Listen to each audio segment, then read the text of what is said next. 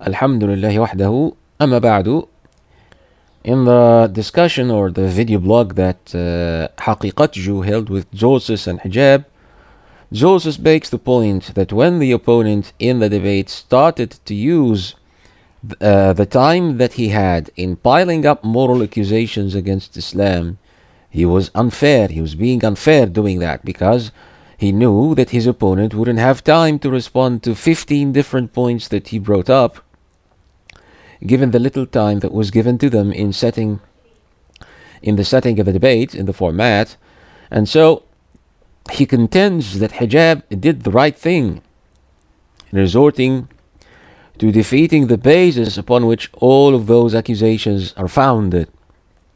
Okay, asking that opponent, on what grounds, in terms of moral philosophy, do you warrant your claim that Islam and the Prophet of Islam are immoral in their teachings? We're not utilitarians or consequentialists or hedonists or the like, so we would readily find ourselves compelled to accept any claim that you build upon these isms of moral philosophy, judging the teachings of our prophets. We don't ascribe to these theories. And while, of course, that would be the proper route to take in response, in responding to such accusations, uprooting them from their very principle, okay, destroying them from the very foundations, the major problem that Zosis fails to see or to acknowledge here is the setting itself, the format, the design of the debate. I mean, yes, of course, this is the proper way to answer, in principle. But what if the designated time that you agreed to in advance for your speech or your response did not suffice for you to put forth that answer the way it needs to be demonstrated and explained? Then ultimately you would have left all those accusations unrefuted. Our question of method here is this: why would you take such a risk at all? Why would you take such a risk at all? Why take it? You don't have to. You agreed to put yourself in that tight box, knowing fully well in advance that your opponent would probably do all he can to take advantage of it. You know, guys, that no matter how much time a debate is designed to span, it would not suffice to fully respond to everything that your opponent happens to throw in your face. I've seen debates that literally lasted for 5 or 6 hours straight, and yet fans of either side of the dispute came out claiming that their hero was the winner. The point you need to understand is that when you debate philosophy, okay, mostly, of course, nobody's a winner. Nobody. No matter how long the debate may be allowed to last. Now, in the previous part of this material, I gave the example of Craig's debate with Sherry Kagan and how the overall conclusion of the debate was that no matter how long the debate lasted, it would hardly be scratching the surface of the relevant literature in mainstream academy. So by what standards could either of the sides be viewed as a winner? And what is winning in such a context anyway? Here I am, holding lectures, not debates, lectures, okay, where there's only me speaking, monologue, okay, where I seek to explain the falsities and errors in the ways of da'wah practiced by some Muslims in the West in what is supposed to be a comment to a 1 hour long debate, okay, one plus something. And I've already spoken for over 3 hours in total before I even began to actually do the detailed comment I initially thought I would be doing on it. Okay. It's not that I'm failing to be brief with whatever it is I'm trying to say here. Of course I can be brief, and sometimes we have to. But my point is that we do need, more often than not, to give ourselves sufficient space to explain why we think the people we're criticizing are wrong. And we need to be able to do that without getting interrupted, thwarted by a present opponent, or cut off by some moderator who tells us our time is up. This, as I explained in the previous part, makes the risk of leaving falsities unanswered, or at least insufficiently defeated, way too high. Especially when you know that your audience is going to be a mix of people who have a previous readings, okay, on the subject matter, and people who do not. And even those who have already read about it somehow may have been consulting the wrong authors and submitting themselves to false authorities all the way from the grounds up. So who's to say that you would not be causing more harm than benefit to the vast majority of those who happen to listen to that debate? There simply is no calculating that risk here. There isn't. Like I stated in the previous parts of this material. Unlike when you're giving a lecture, in which case you would design your response or your refutation, giving it as much time as it really needs to be given, taking into account, of course, the particular type of audience you would be addressing with it. A big fallacy that was brought up in the discussion by both Dodges and his friend Hamza was the comparison of what they did and the kinds of debates they're championing in the West in general with the debate that Musa sallallahu alayhi wasallam had with the Pharaoh. Yes, Allah subhanahu wa ta'ala commanded Musa to address him in a mellow and friendly manner, but that's because the encounter or the discourse was not originally designed as a public debate where both Musa and his opponent would stand evenly on a potentially equal ground and equal intellectual footing, the way Western debates are designed and have always been designed since their inception way back in ancient Greece. It's because the purpose of the discourse, the mellowness and the softness, was because the purpose of the discourse was to both ask the Pharaoh to let the children of Israel leave with Musa and to invite him to embrace Islam. Initially, no public audience was involved at all, okay, in that encounter. There was no implicit assumption anywhere that the Pharaoh and his people may be correct in keeping the Israelites subservient or in worshipping whatever it is that they chose to worship besides Allah. In that case, they're worshipping him personally, the Pharaoh. The purpose was not to propose an argument for Musa's beliefs and present his case in the manner that a philosopher would present the theory in a public debate. That's not at all what he was sent to do. Rather, he was sent to address a man who was supposed to already know that he was not in fact a true God worthy of worship, and that he was indeed on the wrong in this.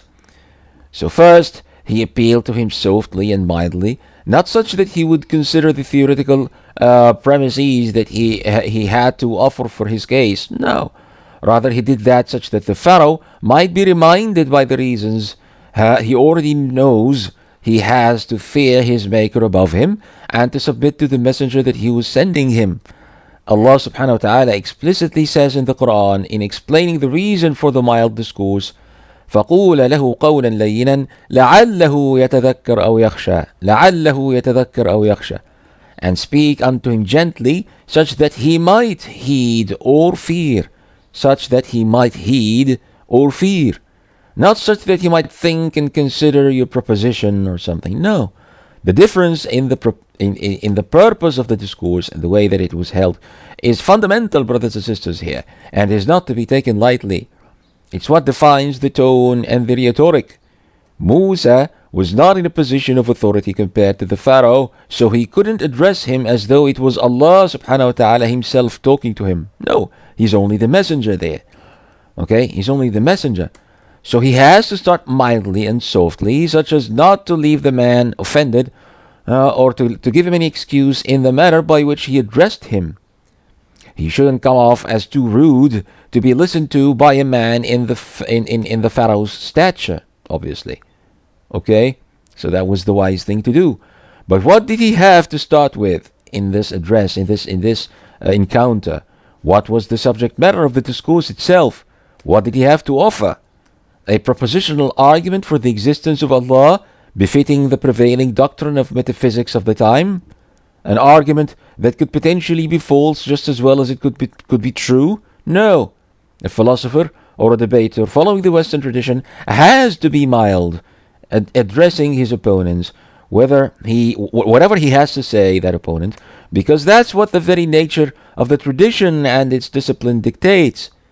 That's the discipline he readily ascribes himself to, the philosopher. He's merely proposing a theory that he appeals to the opponent to consider. An equal opponent in intellectual merit, socially and academically speaking. That, however, is nowhere near the case with Musa and the Pharaoh in this encounter that they had. It's nothing like it. This is why when the Pharaoh started to mock and ridicule Musa's beliefs, he had to change the tone by which he addressed the man. He had to, because he was not representing himself or his own thought in that instance. He was calling unto him to heed to what he already knew deep down in his subconscious mind to be true, and to identify him as a true messenger of the Creator of all things himself. The Pharaoh knew for a fact that he was not the Lord of all things, worthy of worship as he claimed himself to be. Okay? He didn't need to be shown an argument for that, and he definitely wasn't to be offered space to argue for his own beliefs on even grounds, as the tradition you guys are following does by design. He didn't need an argument to convince him, and neither did anybody who attended that initial encounter between the two. Okay? So when the Pharaoh displayed defiance and ridicule of the Prophet's request and invitation, as he was expected to, Moses resorted not to argumentative assertion as Hijab thinks he did in the debate, but to public challenge, to hold a public challenge that was guaranteed to expose the Pharaoh for the fraud that he actually is. He knew that the Pharaoh was arrogant enough to accept that challenge, and he had to accept it, otherwise he would be, of course, defeated. He would be shown to be weak in front of the people who were there in the palace listening to that encounter, and he didn't want to do that, of course. So what Moses did was only that he invited the man to a public exchange when he knew in absolute certainty that Allah subhanahu wa ta'ala would expose him beyond any reasonable doubt in front of all of his subjects. All of his subjects. Okay? No philosophy there, no limited time span to propose some argument or to refute some misconception or red herring of any sort. None of that. None of that. It's a setting specifically designed to give a public display of a divine miracle that is sure to leave the man broken in the eyes of his followers. Okay? And that's exactly what it did. You people know that he is not worthy of worship, and here's an unequivocal display of this fact to remind you all of the truth that he so vehemently rejects. Don't let yourself be fooled by his tricks anymore. Wake up. Okay? Look at what's going on. Now, the message was perfect, the delivery setting was perfect, and there was no way, no chance whatsoever that it might fail to do what it was expected to do. That's why it was made public, and that's why it worked in that case. Splendidly. Okay? No risk assessment needed, no probability estimate regarding what the audience might take from it all. None of that. Okay? Only, listen, brothers and sisters, only when such is the case, when you know in absolute certainty that you have a way that cannot be reversed or defeated to expose your opponent for the liar and the fraud that he is in the eyes of whatever audience that might be there, okay, should you challenge them publicly in this manner. You may invite people to watch you as you destroy an actual totem or some idol that you worship, that they worship, those people, without getting struck down by lightning or without those idols defending themselves in any way. You know for certainty, of course, that wouldn't happen. Okay, for example, like when Ibrahim alayhi salam destroyed the idols in the temple and left the temple priests publicly embarrassed and humiliated, incapable of defending their beliefs. Another example is when Ibrahim challenged the Nimrod, okay, to make the sun rise from the west rather than from the east, as is told in the Quran. Such a challenge is not one that could be overcome at all, obviously. And even if they attempt to present sophist excuses for failing to beat them in front of the audience, the required damage would be done. It's over. No amount of philosophy or sophistry could justify or could leave people an excuse of any kind if they would still choose to believe in a man who claims to be the Lord of the universe, even after he has failed to do something that should be as simple to him as reversing the orbit of the sun. There's no way for him to save face. It's over. Okay? One particular public debate that is narrated in the books of some scholars was when the Muslim scholar asked the priest about his wife and his children, so the priest took offense and said, "You know we don't indulge with such lowly earthly things as marriage and begetting children and such. I'm a priest, I don't do that." Okay? And so the Muslim scholar was quick to respond, "You exalt yourself enough to not have sons and spouses, and yet you have no problem ascribing a child unto your Lord. What is that?" Okay? Now the story goes that the priest was dumbfounded and failed to respond.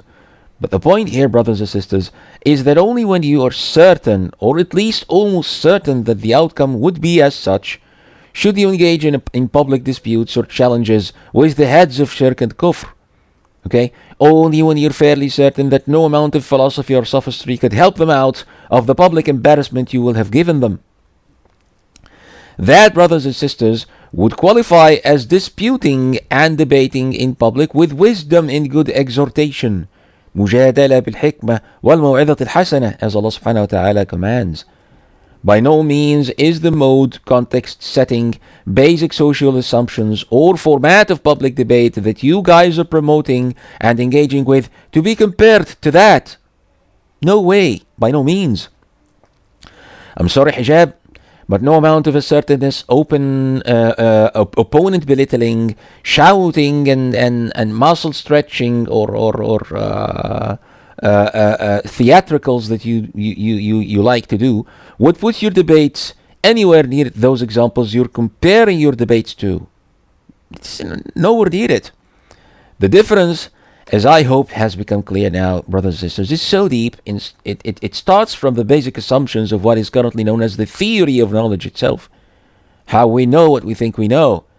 Those debates are designed with equal limited time for each opponent, precisely because they are to be presented to the audience as potential equals, epistemically speaking. Okay? In terms of epistemic merit. And like I explained in the previous part, this is precisely why you always come off as rude, arrogant, and uncivilized when you resort to assertive tones in such a context. You say you'd rather come off as arrogant than weak, and I say your arrogance only confirms your weakness in that context for most of the people you claim to target. Yes, of course, the showmanship would appeal to quite a few fellow Muslims who desire to watch you insult those people and put them in the right place. Okay, it's exactly what we feel we want to do to them when we talk to them. But that's not what those debates are about, or what they're designed for, Hijab. Not at all. The very title of your debate was Islam or Atheism, which is more rational. That was the title that you published it under. Now, from the very title itself, each of the two sides of the debate is presented as potentially true. Each is initially of equal merit, and each is supposed to make their theoretical case for why they think their belief system is more rational, using all the philosophical tools they can afford in the equal time they are given. Each is potentially true and potentially false. Okay? So there can be no room for assertiveness at all here in such a context. And from the start, you have no idea what your opponent will be throwing at you in the span of time they're given to make their case, or whether you will be lucky enough to find the time to refute it at all, as you should, of course. You're both supposed to treat each other with mutual respect, and you're expected, according to tradition, to show sincere willingness to convert to your opponent's position if, perchance, they managed to beat you. If they managed to beat you. Okay? So, when you stand up and jump at your opponent with the kind of patronizing rhetoric you use when you say, for example, in every respect I'm a bigger man than you are, this is definitely not fitting with the context, the design, the purpose, or the equal academic footing that the debate gives you both on that occasion, Hijab. A modern logician would readily define it as an ad hominem attack, ad hominem. that does nothing but undermine your credibility as a debater in such a setting. In fact, you yourself would use that label ad hominem against your opponents when they try to a similar tactic against you in a debate. Okay? And despite the fact that your opponent usually is indeed a far lesser man than even the smallest Muslim is, you've chosen the wrong context to address him as such, or to show that to be indeed the case. That's not the place or the context to do that. So where does that leave you? In the shoes of an arrogant poser who pretends to be an academic, and yet he fails to act as one in almost every public occasion. This, by the way, is your reputation in the West now, Hijab, especially after the 2 shows you recently pulled with Piers Morgan on the war in Gaza, the latter of which being your travesty of a debate with Shmuley Buttiak, the Jewish rabbi. You're now officially a loud, arrogant, undisciplined, uncivilized clown who claims to be an Oxford academic and yet fails to commit to the basic principles of a civilized debate. Civilized debate, where people can actually hear what you're saying. Okay? In the context of Western debates as such, you're not expected, supposed, or allowed to patronize your opponent in any way, shape, or form. Alright? You're not allowed to do that. Rather, you're expected to treat him as an equal. Alright? Which is implied by the very setting, context, and overall format of such debates. No matter what he says or what he thinks, as long as he doesn't insult you personally. Okay? He should be treated as an equal. And yet, patronizing the opponent is exactly what you do all the time. A Muslim preacher, brother, is of course, objectively speaking, entitled to, or even charged with, religiously speaking, guiding people and leading them by the hand to the truth, which inadvertently places them in the position of a wise shepherd leading his flock to the barn. Okay? The image of the shepherd and the lambs of the flock is thus a recurring image in the Bible, as of course you know. This really is the job of a prophet and his subjects with their people. But that's not what the academic context allows or grants to either side of any dispute at all. Academic dispute. You are required by your deen to lead the herd and to guide them, to even taunt them out of their loss if you had to, and yet you're also required by the academy to treat them as credible opponents whose views are to be respected as potentially true beliefs that you yourself might choose to embrace one day. That's the true quandary that you guys are suffering here, whether you realize it or not. Alright? So when you take the Western academic pathways in attempt to acquire the seat of a shepherd among the herd, you end up making a fool of yourself and of everyone who addresses those deeply misguided people the way they should be addressed as followers of the prophets would address them, as we find in the Quran.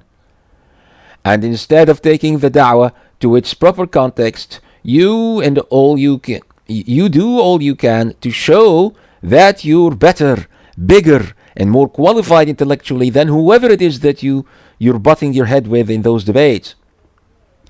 This renders you as a fool, Hijab. Believe me, not as a strong, clear-headed, well-versed, well-read debater. Not as a strong man, as a fool. Why? Because you systematically dismiss the Greek tradition that defines the context of your engagement on such occasions.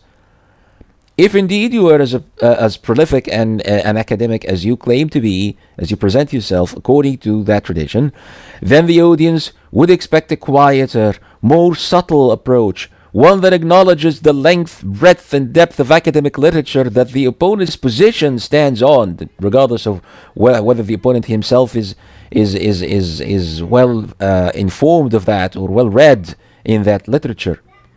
All right, you are expected to know that people have been debating atheism for centuries, millennia even, and major philosophers of the highest caliber in the academy have had their say, their fair share of arguments and literary contribution on both sides of the debate throughout its history. Okay? So as a supposed academic in philosophy of religion, you are expected to exhibit far more humility than that, and to give your opponent's position the credit that it's due. Okay? according to the standards of that tradition. That's why you never see someone like William Lane Craig, for example, and since you guys respect him so much, address his opponents the way you, Hijab, do, even when he manages to refute their views in the most scandalizing manner imaginable, like he did, for example, with Sam Harris. Why? Because he knows that immediately it would be judged as patronizing on his part. It would come off as condescending, arrogant, and unworthy of a respected scholar such as himself. Supposedly, and again, by virtue of the ancient academic tradition and the culture it has cultivated in the West, you and your opponent are both out there to convince the audience that your position is the one worthy of accepting, not to convince them that your opponent is a lesser man than you are and that he should just shut up and listen while you preach and teach. No. So you really make a joke of yourself doing the things that you do almost in every debate, Hijab. And I really can't see how, given that cultural context, you think that coming across as weak is less damaging to the Muslim community in the West than getting such a reputation. You're now an Islamist who would blow up a debate just as readily as you would blow up a physical bomb in the people you hate. Okay, that's how they would describe you. That's the image you've built for yourself thus far, because you fail to see the profound difference between the discourse of a prophet or a true preacher with his subjects as exemplified in the Quran, and the discourse of an academic debater with his peers in the context of academia. You're treating the latter as though it's the same thing as the first. And that's precisely where every mutakallim falls short from the word go in terms of method. Such a profound methodological contradiction, that is. Alright. Now, you're my peer, my equal in academic merit, with respect to the position you adopt, in this case the rationality of your belief system. We're engaging in debate, a public debate on a certain issue, on the general ethos, with the pretense that I'm willing to let go of my views if you manage to talk me out of them, and yet I believe that I'm actually here to teach you, to salvage you from an afterlife of eternal damnation, as the misguided soul that I think you are. On that very same issue, I'm supposed to respect your opinion about. Now, how did such a position make sense to you at all? It doesn't. It's the same contradiction and pitiful delusion that you sense when you read Hijab's book, The Burhan, and find him asserting with all the power that he has, and so confidently, that the version he presents of that argument there is the only argument for a maker that stands the test of philosophical scrutiny and can never be truly refuted. Never. Why are you publishing it in a journal of philosophy then, if you really believe that it cannot be refuted? Why are you engaging with these people in that context? Because you're seeking to get the entire academy to follow you as the one supreme intellect who has finally settled the ancient debate once and for all? There is no such thing in academic philosophy, brother. There simply cannot be one, and you're a fool if you don't realize this. Okay, you're only making a fool of yourself speaking in such a tone, in such a manner. At some point in the discussion, Hijab says about his opponent, it's really his fault. If he'd spoken very abstractly and been humble and asked questions, I would have answered him. But because he started to throw jabs and punches, I did what I did. And I say, seriously? You really expected your opponent to be humble and to only ask questions, acknowledging that you're there to teach him about Islam? Who are you fooling, man? And who do you think yourself? Who do you think you are in such a context? You have an entire academy in the West that goes under the tag Islamic Studies, where all kinds of punches and jabs are presented as credible, reasonable academic theories about Islam that merit a quiet, peer-to-peer discussion. Ask your friend Yasser Qadi, Hijab, and he'll tell you how he deals academically with what you choose to call in that instance punches and jabs. He engages with them in a mellow, friendly exchange in papers and conferences. Oh, and with a smile on his face, Danielle, by the way. A big smile. So who are you trying to fool? The Western discipline you are so keen on presenting yourself as an active participant in doesn't view these claims to be offenses at all. Okay? They're not offenses. They're just views, opinions. You may take offense if you're If you're so inclined, of course, you may take offense if you're so inclined, but in a public academic debate such as this, you should swallow it with a smile on your face and only propose your responses in sheer humility, knowing for a fact that they might turn out to be false altogether. Okay? So the same humility you demand of your opponent in presenting his views is something that you're supposed to show yourself too in this setting. You're supposed to show the exact same humility. Such a social context is precisely why the common reaction in the West, brothers and sisters, whenever someone endeavors to publish a caricature depiction of Prophet Muhammad ﷺ, is met with absolute rage and overwhelming disdain from the Muslim, and is met with absolute rage and overwhelming disdain from the Muslim community all around the world, is always a reaction of shock and surprise. People in the West are always shocked and surprised when they see that rage that befalls us when something like that happens. Okay, why do those people take religion so seriously? They would wonder. Why? It's only an opinion, okay, that opposes their own. Okay, that's an opinion against another. Equal opinion, potentially equal. Do they not agree that everybody is entitled to their own views and opinions and are free to publish them anywhere they choose?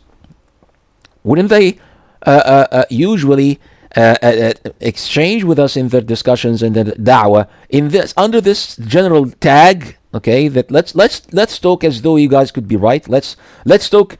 Let's give you the chance to try to convince us that you are right. Don't they always do that? Okay. Do they not agree that everybody is entitled to their own views and opinions and are free to publish them anywhere? Okay, then get that artist who published these drawings to engage with you in a friendly debate if you wish to convince him that he is wrong to do that. Not threaten his life if he doesn't desist. Don't try to shove your own views down his throat. That's what the general sentiment would be like in the West. Okay? That's the general feeling. Okay? Every time such an incident happens. Do you know why, Hijab? Because a philosopher never takes religious beliefs, whatever a religious belief may be, or whatever the subject of it may be, as seriously as it's supposed to be taken by the followers of that religion. He always thinks he's too smart and too proud to be coerced by somebody else, whoever it may be, that somebody, into submission to a certain lifestyle or a certain belief system for as long as he lives. Nobody should do that to him. He's too big to be reduced into a mere follower of some prophet. That's how they think of themselves. And whenever he engages in debate on religious beliefs, he expects his opponents to act as academic peers if they were to merit a debate with him at all. All right? Not people who are higher or stand on a higher ground. No. Peers, equals. At best, he might even think of himself as having to go down to their level if he's going to sit down and debate with them as peers. And thereby the philosopher expects them to be sufficiently open-minded to accept the idea of someone attacking those beliefs in full force and challenging them in whichever way they see fit. Okay, no hate, no offense, no hard feelings, no feelings at all for that matter. After all, if indeed you're presenting your beliefs as the outcome of serious philosophical thought and consideration, as you people like to do, as many da'iyas in the West unfortunately like to do, okay, beliefs of the same kind and thought and consideration of the same kind that philosopher employed to reach his own position, okay, supposedly, then why should you feel so deeply offended by his wholesale dismissal of your beliefs, or even by his ridicule of whatever it is that you choose to revere? Why would you? Nothing is sacred or is beyond or above criticism and ridicule in academic philosophy. Nothing at all, no matter what the subject matter of it is, no matter what kind of a belief it is. Nothing is above scrutiny, nothing is above ridicule, nothing is above making fun of it for those who don't believe it. Nothing. Okay? A society that was generally raised, educated, and trained in the arts of knowledge in such an academy, brothers and sisters, and under such a general zeitgeist or spirit, would definitely be surprised when they see Muslims take the religion as seriously as they do. Secularism is arguably not a Greek invention, historically and demographically speaking, but it's definitely the ultimate outcome of the Greek tradition of turning the very question of religious belief, in principle, and religious commitment into a theoretical opinion that could be dismissed just as easily as it could be embraced, following a debate or a discussion. Okay? If all religions are just the views of people who embrace them, and are all equal in at least the potentiality of turning out to be nothing but a man-made myth, a fairy tale, and are all such that their metaphysical and ontological baggage, whatever it may, or components, whatever it may be like, is to be judged by the prevailing metaphysical paradigm in the academy, whatever it happens to be at the time, okay, the prevailing science of the time, such that whatever scripture disagrees with, it should be dismissed. Okay, whatever scripture that disagrees with it should be dismissed as a confirmed falsity, along with the source from which that scripture itself comes. Then nobody should have any political or moral high grounds over anybody else, just because they think the religion is the truth. Nobody. So does everybody else. Everybody thinks that what they believe is true. So what? So, okay, rather all authority should come from the agreement of people of different faiths. Okay, the agreement, the contract, the social contract, okay, with the blessing, of course, of the academy, with no particular religion taking, or belief system, taking any privilege whatsoever. Nobody has that privilege in that setting. Nobody. Okay? And as such, everybody should feel free to express their opinion on anybody else's beliefs, no matter how sacred they hold them to be, and nobody should take offense at that. In that normatively and epistemically mutilated social context, your assertiveness would always be met with the reaction, why do you think you are, who do you think you are to talk to us from above like this, to talk down to us like this? Who do you think you are? You have no privilege just because you're a Muslim preacher or a scholar. You have no privilege epistemically. We're all on even grounds here, okay? Each with his opinion and the fruit of his free thought, all right? This is why it's become an imperative, a necessary part of da'wah in the West today, brothers and sisters, to start by upturning that tradition with respect to religion and the afterlife, attacking it from its very roots. In doing so, we should not engage in that academy in such topics as religion and belief in the Creator, the afterlife, or the so-called philosophy of morality. Why? Because what we have in those areas is not a personal opinion, not some theoretical assumption that we suggest on our part, with the overarching conviction that other peers in the academy might manage to turn it onto its head when they engage with it, in the overall proclaimed search for knowledge and truth that we all take part of in the subject matter. That's not at all the case with what we have. We're not searching, we're not suggesting, we're not proposing, we're not deliberating or reconsidering. We're not part of any of that in this respect. We're there. We have what they claim to be searching for. We have the wisdom. Okay? It's like entering a room where a group of people who all have blindfolds on their faces are making all kinds of assumptions and conjectures about about what's in the place around them and what the walls look like, what the ceiling above looks like, or the ground below, etc.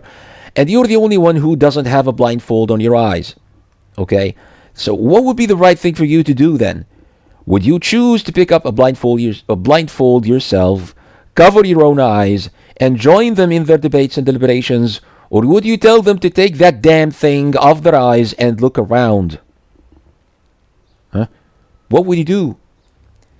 What we have to offer hijab is not the outcome of some personal philosophical consideration and thought in some man's head. What we have is indeed hikmah, is indeed divine revelation, wisdom, perfect wisdom, that does not require philosophical premises to be shown as the ultimate truth that it is, and that does not stand the chance of being refuted one day. We believe that, we firmly believe that, we hold it to be true, and we engage with them on that basis. Okay? There's no chance for anybody to defeat what we have. We don't show the rationality of Islam, thus, and its intellectual privilege over atheism in a public academic debate such as this, such as the one that you held under that title. We're not proposing our theory in opposition to their own. We're out to teach the world what it needs to learn. What it needs to learn. To proverbially drag people to their salvation by the hands, if they're willing to listen. Okay? As for protecting the Muslims who already live in this most unfortunate social context, it's imperative that they too be shown how alien that tradition is to Islam and to the ways of the prophets and their disciples, so they wouldn't feel the need, the aspiration, or the motivation to engage in those ridiculous, destructive games. Okay? At some point, Joseph says in response to those Muslims who criticize their engagement with public debates, he says, I basically said, look, if you're not involved in the matter or you haven't experienced it, then it's very hard to assess and evaluate it. For example, you won't know, you can't make sound judgments about the depth of the ocean and evaluate the depth of the ocean when you haven't even when you haven't even swum its depth.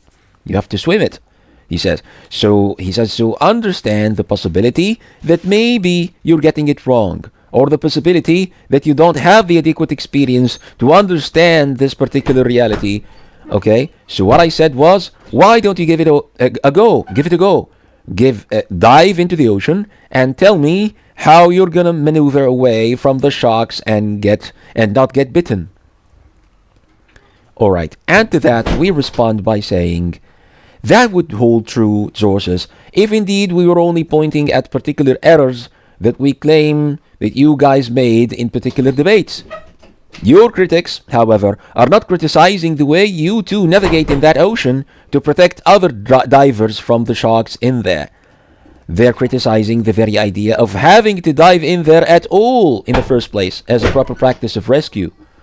The proper approach we're advising you guys to follow here and to take that very same example for reference, would be to try and pull those poor divers out of there from outside rather than dive all the way down to the bottom yourselves to join them in fighting the big sharks. There's another way, guys, a better way, a safer way all around. Okay? We're criticizing the principle itself from the bottom up. We're not agreeing to the principle, but only differing with you on certain things that you did in applying that principle. No. We're debating. We're disputing the principle itself. Why take the risk of getting your heads bitten off at all? Okay, by diving in this ocean. By whose reasoning could this be the sensible thing to do? Nobody needs to be in there at all, brothers and sisters. Just let the sharks prey on each other and stay outside. Stay outside altogether. Okay, all of you. Okay, pull people out of there. Show them the wrong, the falsity of that ocean being as it is at all. Okay, of diving in there, and you will have done what you have to do. Okay, the problem, however, is that you guys are driven by the desire to show that you can beat those sharks in their own waters. You can get in there and you can beat them, you can kill them, you can defeat them, and come out as the champions and the heroes you wish to show yourselves to be. That's not doing what's best for the cause or for people. That's doing what's best for your own egos, for your own image. What makes the headlines for you, the heroes who manage to beat the sharks? You want to be on the news. Okay? Write books, guys. Publish articles and essays. Not in journals of philosophy, though. Okay, but where they should be published. Hold public lectures. Create YouTube videos. Use the resources that you have in refuting and exposing those people who really need to be exposed. Don't go invite a pair of nobodies to a public debate at a university somewhere just to show that you can beat atheists and exhibit the intellectual wealth of Islam. Who are these two guys anyway? Who are these opponents? Who are they? And who cares what they have to say about Islam or about atheism or about anything at all for that matter? Who are they? Isn't the whole idea of holding such a debate to break some high-profile preacher of atheism who has quite a huge following and to neutralize his threat to those Muslims who have access to his literature or his videos or whatever, and to destroy his influence over those non-Muslims who may be following him? Isn't that the whole point here? Okay, what's the point in holding a public debate with someone whose name is not even known to most of the audience who attend you? What's the point? None of the big names would agree to engage with either of you, apparently. So you're getting the smaller ones. You're getting whatever you can get. So it's just debating for the sake of debating now, no matter who or why, right? What is that? Allah musta'an. Daniel says, when you debate, you can put your opponent in a tight spot and force them to respond to certain objections. Force them to respond. Okay? And to that I say, indeed, but by the same token, Daniel, you can get yourself put into the very same tight spot where you fail to respond to a particular shubha, a misconception or accusation against Islam, in a manner that leaves the audience undamaged by that shubha. You will fail to respond in a way that lifts the damage or averts the damage that shubha could cause to them. You're not setting yourself up as a judge here who's interrogating a criminal, one who does all the questioning and pushes all the buttons and the criminal only has to respond. No, you're engaging in what is already designed to be an equilateral dialogue. So you two are engaging as equals intellectually, at least initially. At least. And then there's no telling where the ship will sail with both of you, because you both have equal chance to do whatever you can do to refute the opponent. You wouldn't be the only one trying to corner your opponent and to exploit their weaknesses or break through their defenses, brother. It's a two-way street here. Okay? So it's really a shame that when Zosis argues for his career as a public debater, he only mentions, or he fondly mentions, the particular cases amongst the millions of people who have watched those debates, who called him or emailed him to tell him they have become better Muslims, practicing Muslims, or that they have converted to Islam because of his debates. He only mentions those. He mentions his debate. Okay, but what about other cases that you have no idea about, that you have no recollection of, that you have no way to even learn about? The cases of those who converted from Islam, who reverted from Islam to atheism because of those very same debates, for example. What about those? What about those? He mentions his debate with Krauss as a point of pride in his career.